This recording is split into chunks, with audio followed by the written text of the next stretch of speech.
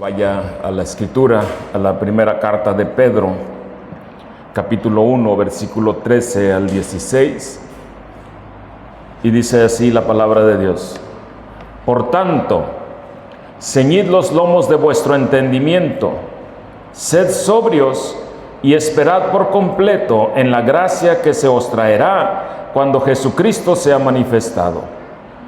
Como hijos obedientes, no os conforméis a los deseos que antes teníais estando en vuestra ignorancia, sino, como aquel que os llamó es santo, sed santos también vosotros en toda vuestra manera de vivir.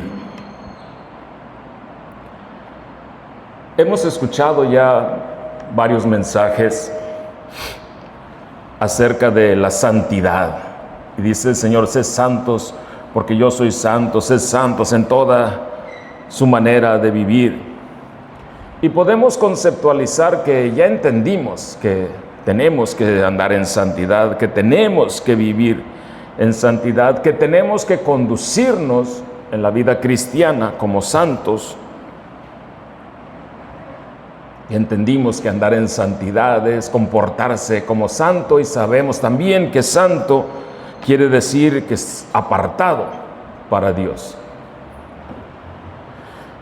Pero aún se nos complica conducirnos en santidad.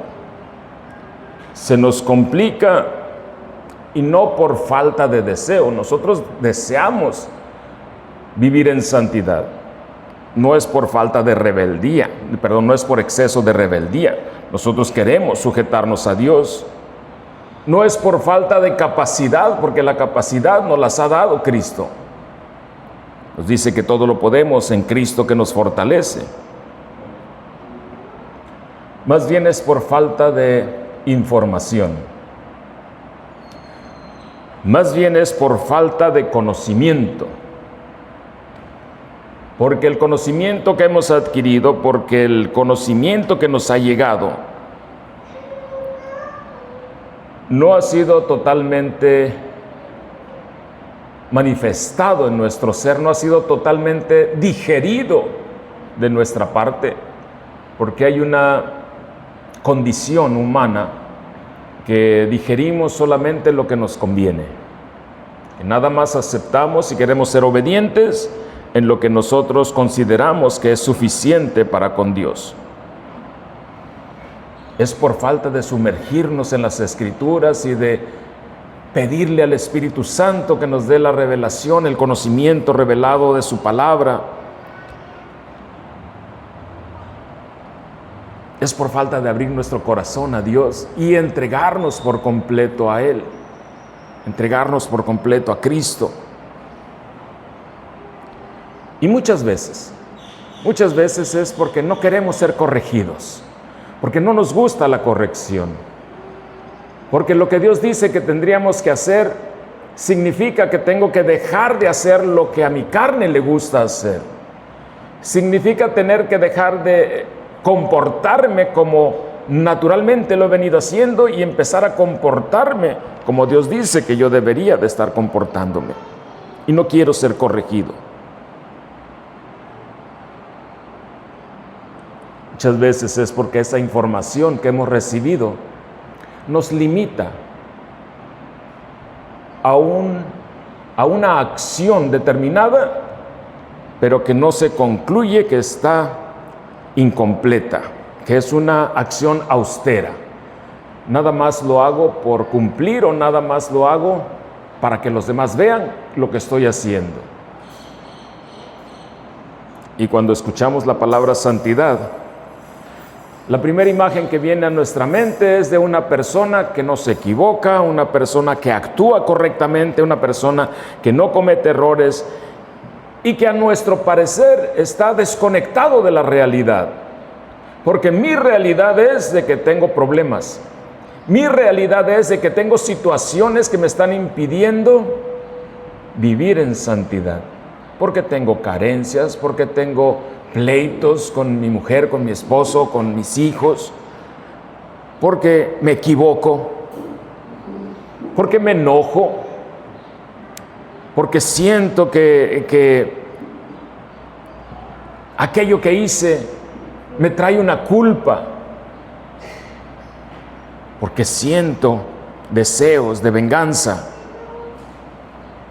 porque siento frustraciones,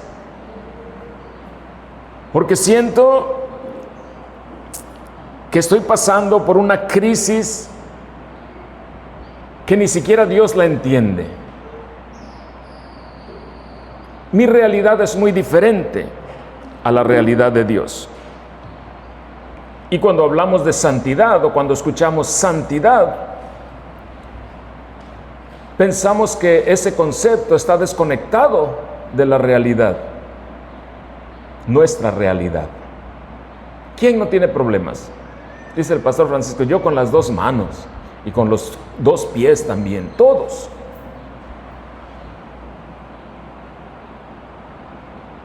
Entonces comparamos eso y llegamos a pensar que no podemos vivir en santidad por todas esas causas, todas esas cosas que están en mi vida. No puedo caminar en santidad. No soy lo suficientemente santo para Dios. Y no quiero defraudarlo, porque si Dios ve que me equivoco, se va a defraudar de mí. Dios no puede usarme porque todavía lucho con ciertas áreas. Mis hermanos, todos estamos luchando en las áreas de nuestra vida. Todos, sin excepción de ninguno. O luego llegan a pensar, cuando yo logre vencer mis defectos, entonces sí le voy a poder servir al Señor, entonces sí me voy a poder congregar, entonces sí voy a poder vivir en santidad. Cuando ya no tenga necesidad, porque la necesidad que tengo sea sentimental, sea emocional, sea financiera, sea material, ya cuando no tenga la necesidad, entonces voy a poder enfocarme en vivir en santidad. Qué triste y qué gran equivocación si pensamos de esa forma. Es un error completamente fuera de la realidad de Dios. Y entonces encontramos que Dios nos presenta su realidad, una realidad diferente a nuestra realidad, de acuerdo a sus propósitos, de acuerdo a su naturaleza, de acuerdo a su amor, de acuerdo a su misericordia, de acuerdo a su gracia. Nos presenta el concepto de que la santidad en nosotros no empieza con la perfección de un comportamiento. No empieza con la perfección de nuestro comportamiento. Empieza con la relación que nosotros tenemos en Dios. Empieza con esa relación que nosotros estamos entablando con el Señor. La pregunta en realidad no es qué tan perfecto eres, qué tan perfecto estás viviendo. La pregunta es en realidad, ¿a quién le perteneces tú? ¿A quién le pertenece tu corazón? En los orígenes etimológicos de las Escrituras, santo significa apartado, separado, retirado, consagrado. Eso es lo que significa etimológicamente la palabra santo. Pero apartado para Dios, lo sabemos, pero ¿para qué nos aparta Dios? ¿Querrá Dios que no me junte con los demás o querrá Dios ponerme en una vitrina para tenerme de ejemplo, o querrá Dios separarme de los demás? ¿Por qué razón? No nos hace sentido que Dios nos aparte. Mire, se lo voy a explicar de esta forma, con un ejemplo. Cuando mi esposa y yo nos casamos, en uno de los regalos que nos trajeron los invitados a la celebración de nuestra boda, nos regalaron una vajilla, muy bonita la vajilla, en su cajita de 4 platos. Y trae todo lo demás que trae una vajilla, pero vamos a enfocarnos en los platos. Ni siquiera la sacamos de la caja, porque dijimos, esta vajilla va a ser para ocasiones especiales. teníamos otros trastes, teníamos platos que usábamos diariamente o los usábamos cotidianamente, y aquellos platos los teníamos reservados, los teníamos separados del resto. La vajilla en realidad no es de que usted dijera, ¡ay, qué chulada de piezas! No, era una vajilla común. Y daban el mismo servicio que daban los otros platos también, los que usábamos diariamente. ¿Cuál era la diferencia entre los platos que usábamos diario y entre los platos de la vajilla que teníamos reservados, que teníamos guardados? Porque dijimos, estos van a ser para ocasiones especiales. Ambos eran platos, pero se usaban con diferente propósito. Uno era para el uso diario y el otro era para usos especiales, para ocasiones especiales. Lo que hacía diferente a los platos no era el material, porque yo podría atreverme a decir que hasta los que usábamos diario los veía yo hasta más bonitos que los que estaban en la vajilla. Los veía más resistentes, más gruesos, más firmes que los que estaban en la vajilla. Los podría identificar como más frágiles. Lo que los hacía diferente no era el material, no era la apariencia, no era la perfección de uno o del otro. Lo que los hacía diferente era el propósito del uso que les estábamos dando. Uno los usábamos diariamente y otro los usábamos exclusivo.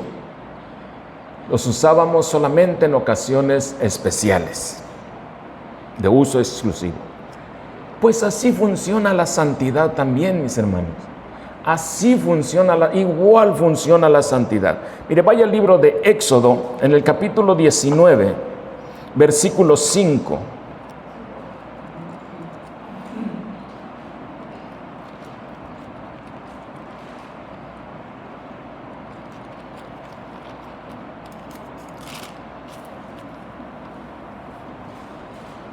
Cinco y 6.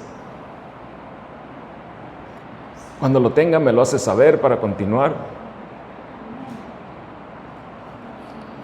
Éxodo 19:5. Ahora, pues, si dieres oído a mi voz, está hablando Jehová, está hablando Dios. Ahora pues, si dieres oído a mi voz y guardareis mi pacto, vosotros seréis mi especial tesoro sobre todos los pueblos, porque mía es toda la tierra. Y vosotros me seréis un reino de sacerdotes y gente santa.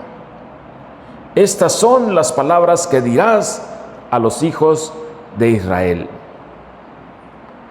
Jehová no escogió a Israel, no llamó a Israel santo porque fueran perfectos. Jehová no les dijo que eran santos por su comportamiento. Los llamó santos porque le pertenecían a Él, porque Él era el dueño de Israel, era el amo de Israel. Y desde Génesis hasta Apocalipsis, nosotros vamos a poder encontrar el mismo principio que estamos viendo aquí. El mismo principio. Dios ha buscado siempre un pueblo exclusivo. Dios ha buscado siempre que su pueblo, que sus hijos sean exclusivos de Él, que le pertenezcan completamente. Nuestro Padre siempre ha buscado que nosotros le pertenezcamos por completo. Deuteronomio 7:6 dice: porque tú eres pueblo santo para Jehová tu Dios. Jehová tu Dios te ha escogido para hacerle un pueblo especial, más que todos los pueblos que están sobre la tierra. Note usted que Dios primero escogió y después los llamó santos. Primero les dijo: tú eres mi pueblo. Y después les dijo, gente santa. Después les dice, tú eres santo. La santidad no fue el motivo, la causa de que Dios los eligiera. La santidad fue el resultado de que el pueblo de Dios le pertenecía a Jehová. La santidad para nosotros hoy también es el resultado de pertenecerle a Cristo. Mire, cuando usted compra un auto, alguien más es el dueño de ese auto, sea agencia o sea particular, pero cuando usted compra un vehículo, tiene un dueño. Al momento de que usted liquida la deuda, el auto pasa a ser de su propiedad. Ahora usted es el dueño de ese auto. Y nadie puede usar ese auto sin su permiso. Yo no puedo ir a la casa de mi hermano Miguel o a la casa de cualquiera de ustedes y tomar su auto para usarlo sin su permiso. Usted tendría que autorizarme poder usarlo. ¿Por qué? Porque el uso de aquel auto es exclusivo de su dueño, de usted. Ya no del dueño anterior y no de nadie más, sino de usted, porque usted pagó por él. Usted es el dueño de ese vehículo. El auto antes tenía un dueño, pero la persona que lo adquiere ahora es el dueño nuevo y absoluto de ese vehículo. ¿Cuántos de los que estamos aquí hemos entregado nuestra vida a Cristo? ¿Cuántos le hemos dicho, Señor, tú eres el Rey de mi vida? Pues, ¿qué cree? Que al momento de que usted le entregó su vida a Cristo, usted ya no es dueño de su vida. El nuevo dueño es Cristo. Ahora usted no puede usarse a sí mismo porque no es dueño de sí mismo, porque usted le pertenece a Cristo. El único que puede hacer uso de usted ahora, que debería de hacer uso de usted ahora, es Cristo. Que alguien más pueda usarlo, Dios tiene que darle permiso. Así como a Job, a Satanás le dio permiso de que se metiera en la vida de Job. Así, igual en nosotros. Nosotros no podemos, no debemos hacer uso de nuestra vida porque no nos pertenece. Nuestra vida le pertenece a Cristo.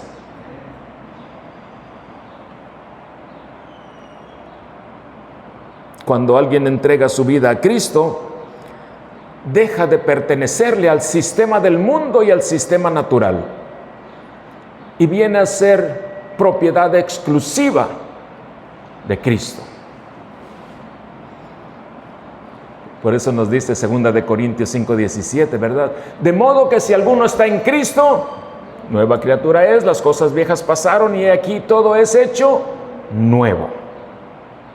Y luego en 1 Corintios 6:19 y 20 dice, ¿o ignoráis que vuestro cuerpo es el templo del Dios viviente, del Espíritu Santo, el cual está en vosotros, el cual tenéis de Dios? Tu cuerpo fue otorgado por Dios.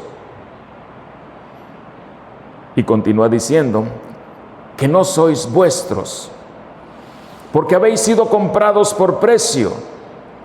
Glorificad pues a Dios, pues a Dios en vuestro cuerpo y en vuestro espíritu, los cuales son de Dios. Nuestro cuerpo y nuestro espíritu le pertenecen a Dios. Aquí es donde ya no queremos.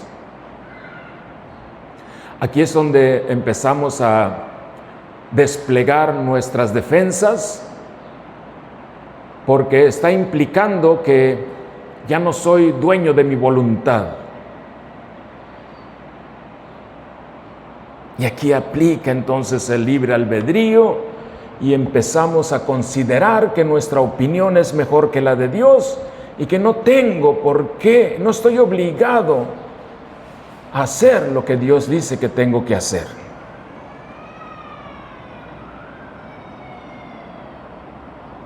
Todos los hijos de Dios, todos los que somos hijos de Dios, caminamos o vivimos en santidad justo cuando entendemos que no vivimos para nosotros mismos, sino que vivimos para Cristo. Vivimos para nuestro Padre, vivimos para Dios. El apóstol Pablo lo entendió y lo expresó de esta manera. En su carta a los Gálatas, en el capítulo 2, versículo 20, dice: con Cristo estoy juntamente crucificado, y ya no vivo yo, mas vive Cristo en mí. Yo creo, estoy convencido de que uno de los conceptos más hermosos de la santidad aparece en la celebración del matrimonio.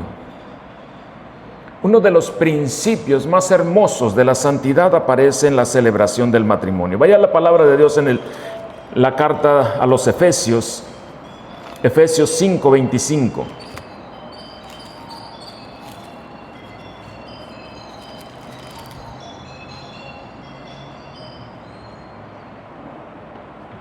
¿Ya lo tiene? Efesios 5:25. Maridos, amad a vuestras mujeres, así como Cristo amó a la iglesia y se entregó a sí mismo por ella, para santificarla, habiéndola purificado en el lavamiento del agua por la palabra, a fin de presentársela a sí mismo una iglesia gloriosa, que no tuviese mancha ni arruga ni cosa semejante, sino que fuese santa y sin mancha. Cristo es presentado como el esposo, y la iglesia, tú y yo y todos los que hemos creído, somos presentados como la novia. En la celebración del matrimonio, cuando el novio entrega el anillo a la novia, en realidad,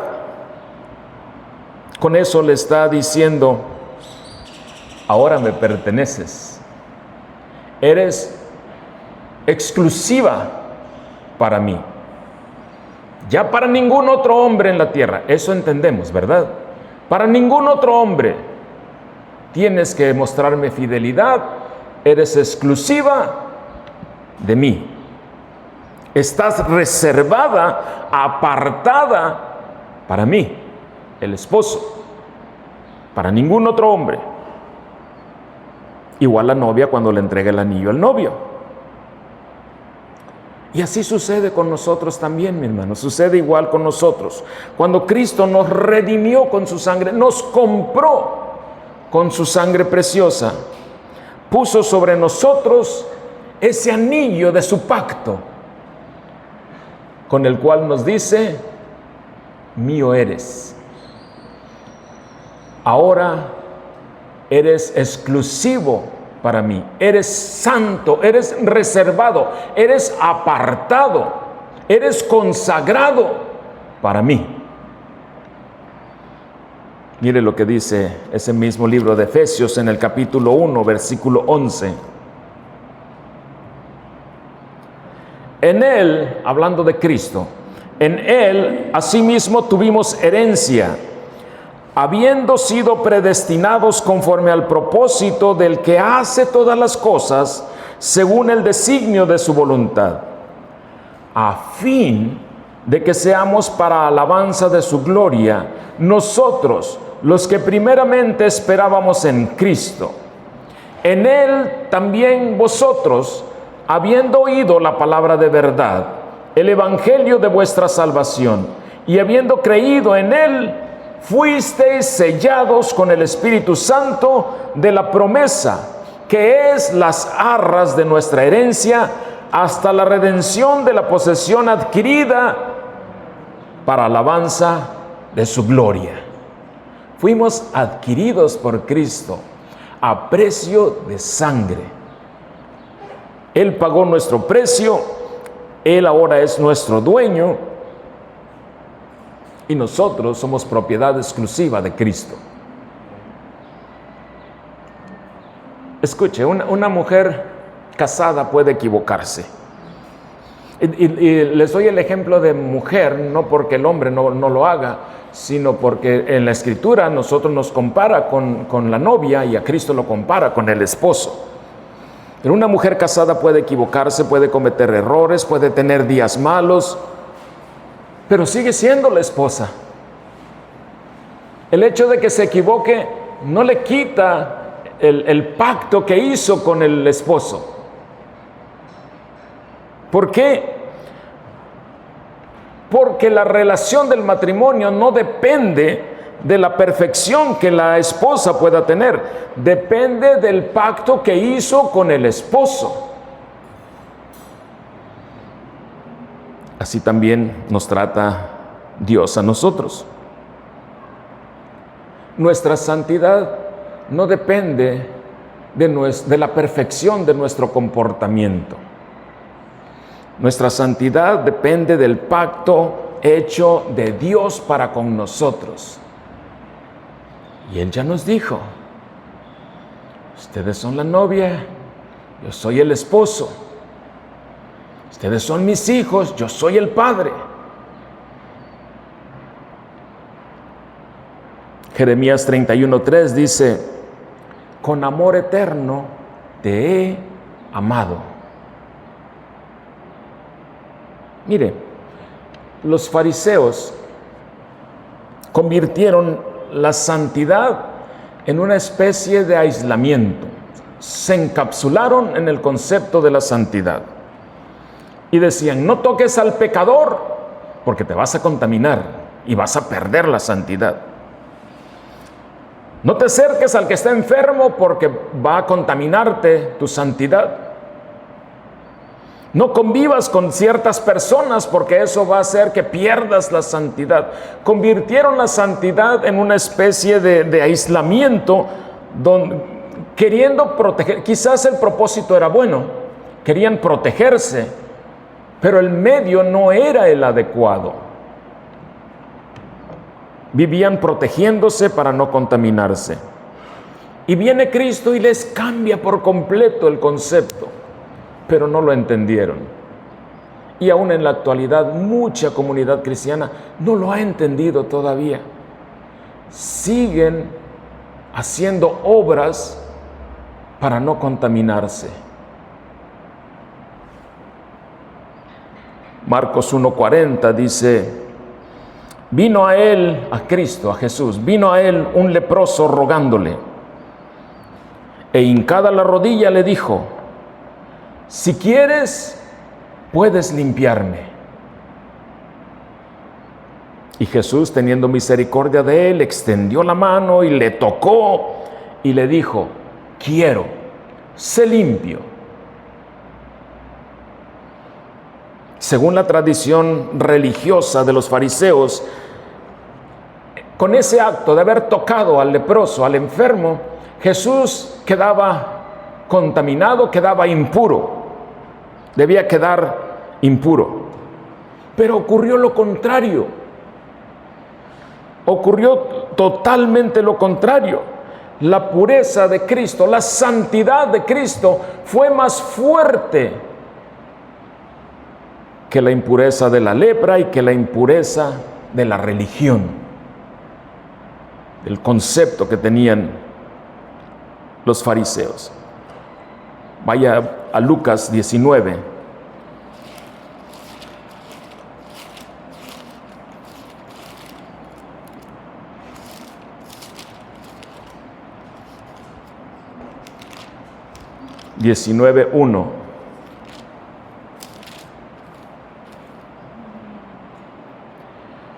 Habiendo entrado Jesús en Jericó, iba pasando por la ciudad. Y sucedió que un varón llamado Zaqueo, que era jefe de los publicanos y rico, procuraba ver quién era Jesús, pero no podía a causa de la multitud, pues era pequeño de estatura. Y corriendo delante, subió a un árbol sicómoro para verle, porque había de pasar por ahí. Cuando Jesús llegó a aquel lugar, mirando hacia arriba, le vio y le dijo: Zaqueo, date prisa, desciende, porque hoy es necesario que yo pose en tu casa. Entonces él descendió a prisa y le recibió gozoso. Al ver esto, todos murmuraban diciendo que había entrado a posar con un hombre pecador. Entonces Zaqueo, puesto en pie, dijo al Señor: He aquí, Señor, la mitad de mis bienes doy a los pobres, y si en algo he defraudado a alguno, se lo devuelvo cuadruplicado. Jesús le dijo: Hoy ha venido la salvación a esta casa, por cuanto él también es hijo de Abraham, porque el Hijo del Hombre vino a buscar y a salvar lo que se había perdido. Jesús entra en la casa de Zaqueo, considerado pecador. Todos murmuraban porque consideraban que no era correcto, que se iba a contaminar, porque no era una persona a la cual se podía convivir o se podía entablar una conversación. Pero la presencia de Jesús transformó esa casa. La santidad de Jesús transformó a Zaqueo. Ese mismo libro de Lucas, capítulo 7, versículo 37.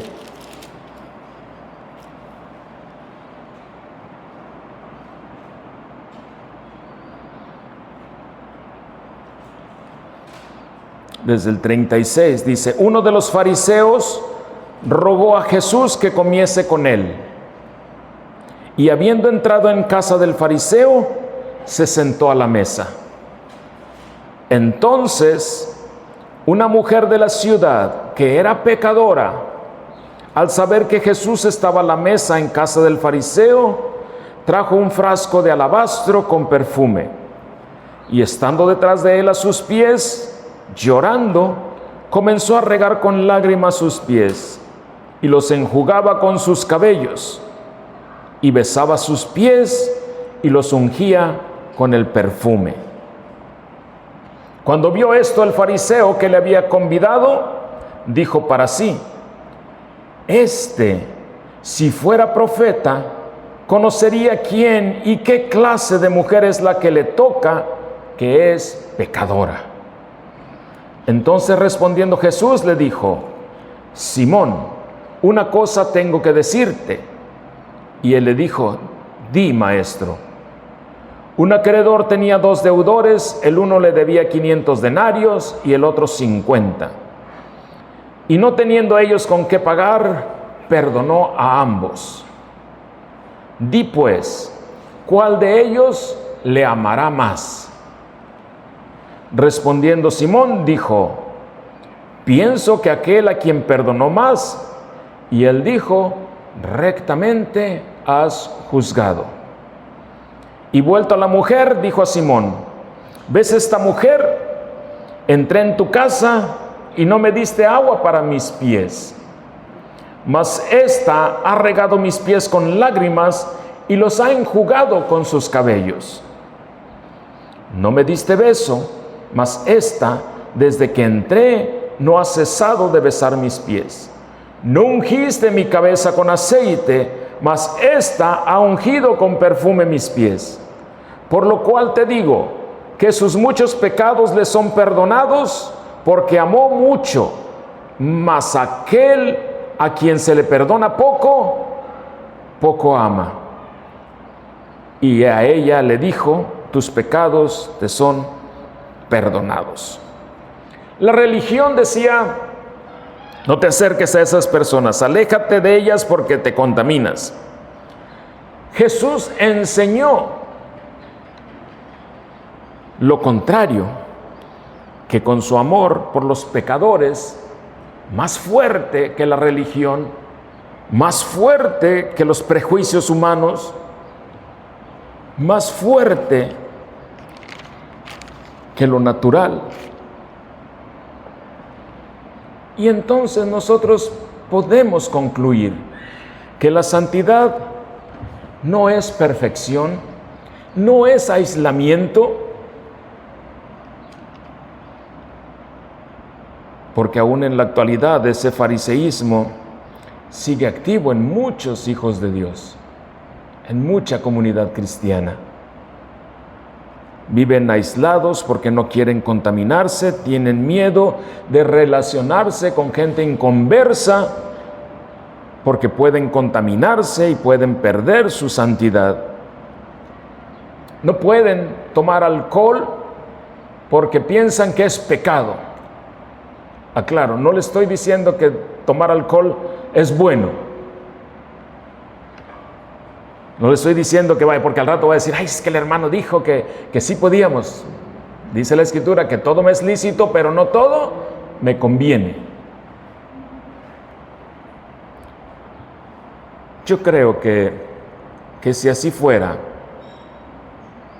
si eso es lo que Dios pretende recibir de nuestra parte, de nosotros, yo creo que Dios ya nos hubiera quitado de este mundo y nos hubiera puesto en otro lugar para que no estuviéramos con la tentación.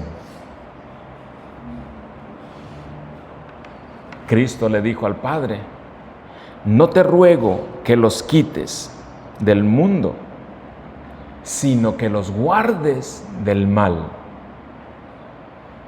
Lo que Dios está esperando recibir de nosotros no es que estemos aislados, no es que seamos perfectos, no es que nuestro comportamiento sea totalmente bueno, perfecto. Yo creo que la verdad más liberadora en el Evangelio, aparte de Cristo, porque Cristo es el que nos liberó, pero una verdad liberadora en el Evangelio es que Dios llama santos a personas imperfectas. A mí me ha llamado santo y soy imperfecto. A usted le ha llamado santo y es imperfecto. Romanos 12:1 dice, así que, hermanos, les ruego por las misericordias de Dios que presenten sus cuerpos en sacrificio vivo, santo, agradable a Dios, que es su culto racional. Nosotros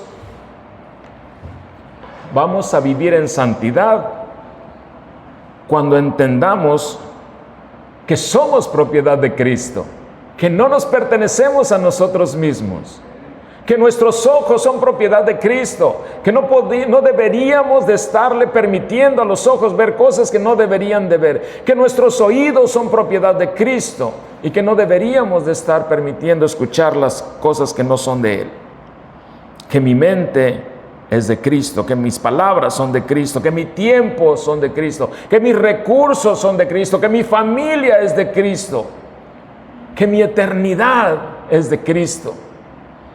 Yo no soy dueño de nada de lo mío. Todo es propiedad de Cristo.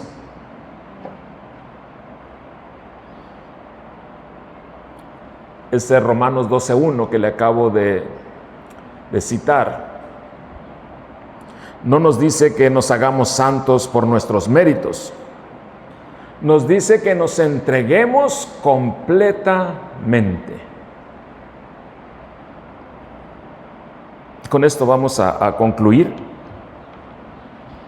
Nosotros necesitamos entender que la santidad no es una lista de requisitos, no es una lista de reglas que nosotros tengamos que cumplir. Nosotros cumplimos las reglas porque vivimos en santidad. La santidad es el amor de Dios en nosotros. La santidad es la extensión de la gloria de Dios en nuestra vida. La santidad no debe de ser una búsqueda desesperada de perfección. Ay, es que yo no tengo que hablar de esta forma porque no se escucha correcto, porque no es un buen testimonio. Tiene razón, no se escucha correcto y no es un buen testimonio. Pero la santidad no es eso, querer hacer las cosas a mi manera, querer hacer las cosas con mis fuerzas. Esas cosas se hacen cuando entregamos nuestro corazón a Cristo, cuando entregamos nuestra vida a Cristo. Ya no tenemos que pensar en hacerlas porque ese es el fruto del Espíritu, la paz, la benignidad, la mansedumbre, la fe, la templanza. Todo eso viene a reflejarse cuando nosotros vivimos en santidad, cuando nosotros entregamos nuestro corazón a Cristo. La santidad es el resultado de que se ha entregado el corazón a Dios. No somos santos porque no nos equivocamos o porque nos comportamos correctamente. Somos santos porque Cristo nos compró con su sangre. Somos santos porque Jehová, nuestro Padre, nos escogió para que fuéramos apartados para Él, que fuéramos reservados, que fuéramos consagrados para Él. Primera de Pedro 2:9 dice, mas vosotros, refiriéndose a usted y a mí, y a todos los hijos de Dios, mas vosotros sois linaje escogido, real sacerdocio, nación santa, pueblo adquirido por Dios, para que anunciéis las virtudes de aquel que los llamó de las tinieblas a su luz admirable. Mi hermano, Dios ya te amó. Dios te ama ya. No es saber si Dios me va a querer, si Dios me va a amar. No, Dios ya te amó y Dios te ama ya. De puritita gracia nos ha amado. Con amor eterno nos ha amado. Cristo nos ama. Entonces, nos corresponde a ti y a mí vivir como alguien que le pertenece por completo a Cristo. Amén. Sonría porque Cristo le ama y camine en la libertad con que Cristo le ha hecho libre. Dios le siga bendiciendo grandemente.